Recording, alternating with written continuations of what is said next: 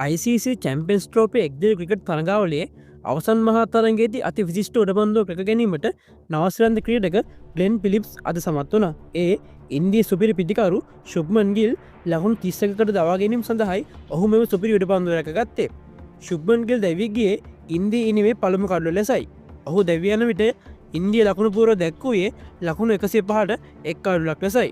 නවසිලන්ත නායක මිචෙල් සැන්ට යොමු කර 18 වන පන්දුවාරේ 4 වන පන්දුවේදී මෙසේ ග්ලෙන් පිලිප්ස් අතර උඩපන්දුවක් ලබා දෙමින් ශුභ්මන් ගිල් දැවී ගියා. එසේ දැවී යන විට ශුභ්මන් ගිල් නායක රෝහිත් ශර්මා හා එක්ව පළමු කල්ල වෙනුවෙන් ලකුණු 105ක සතක සම්බන්ධතාවක් එක් කිරීමට සමත් වුණා. ශුභ්මන් ගිල් පන්දු 50කදී ලකුණු 31ක් රැස් කරේ එක් 4-5ක් සමගින්. ඩුබායිදී පැවැත්වෙන තරගයේ කාසිවාසී දින නවසීලන්තේ පළමු පන්දුවට පහර දීමට තීරණය කරනවා. ඒ අනුව නවසීලන්ත කණ්ඩායම නියමිත පන්දුවාර 50 අවසානයේදී කල්ලු 7ක් දැවී ලකුණු 251ක් රැස් කිරීමට සමත් වුණා. ටෙරල් මිචෙල් පන්දු 101කදී ලකුණු 63ක් රැස් කරේ 4 පාර 3ක් සමගින්. මයිකල් බ්‍රේස්වෙල් නොදැවී ලකුණු 53යි.